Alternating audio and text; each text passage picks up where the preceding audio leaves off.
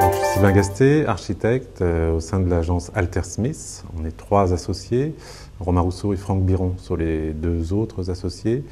On a une activité diverse. On fait du logement, beaucoup de logement social. On a aussi une activité de conception d'équipements, équipements publics, bureaux. On a aussi une structure de recherche et développement, principalement sur le logement. Interne à l'agence, on s'appuie sur cette structure pour répondre à des appels d'offres du PUCA, qui est un organisme issu du ministère de l'Environnement. On a été 3 fois lauréat de ces recherches.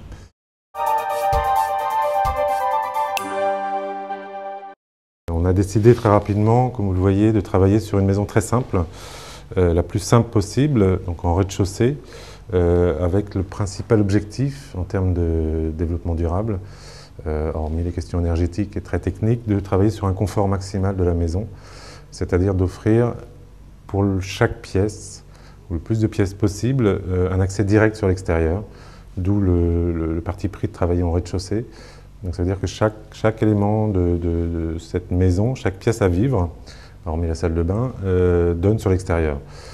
Le salon est orienté évidemment plein sud, avec ses grandes baies. Il est traversant, c'est-à-dire qu'on a une baie qui est derrière, là, qui donne sur un patio.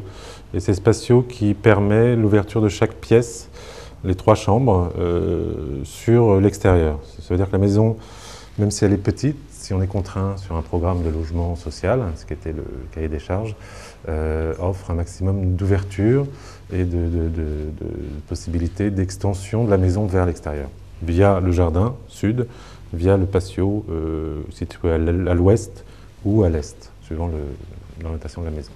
Pour des questions d'orientation et de gain maximum en termes d'énergie passive, la façade principale, celle qui est orientée vers le jardin, est orientée au sud, le plus au sud possible, compte tenu des contraintes du terrain qui nous sont données. La différence entre les 2 maisons, on a 2 maisons jumelées qui sont en miroir, c'est-à-dire que par rapport au patio dont je parlais, il y a un patio qui est ouvert à l'ouest, qui donne sur un jardin. Donc là, l'ouverture est assez évidente. Et la maison qui est l'autre côté, dont le patio est orienté à l'ouest, elle donne sur une autre maison, qu'on ne voit pas sur l'image, mais il y a une autre maison, un autre groupe de maisons à côté. Et ce patio fabrique un espace intérieur très privilégié, comme une pièce supplémentaire.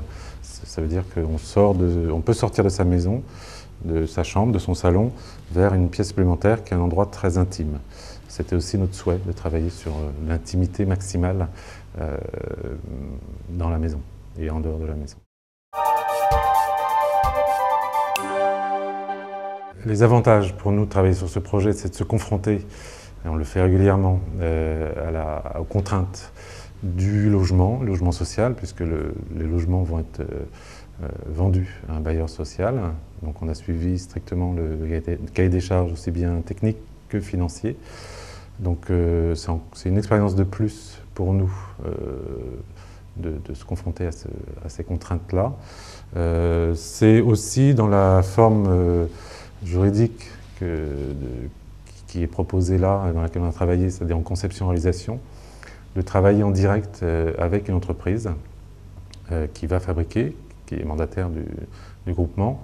Donc voilà, ce qui nous intéresse d'être en contact direct avec cette entreprise-là, et avec un bureau d'études thermiques très pointu, avec qui on travaille pour optimiser de manière très très fine la dimension des baies, par exemple, l'orientation, les équipements, qui a aussi un impact sur l'aménagement intérieur, sur les options choisies en termes de production d'eau chaude, de chauffage ou de ventilation.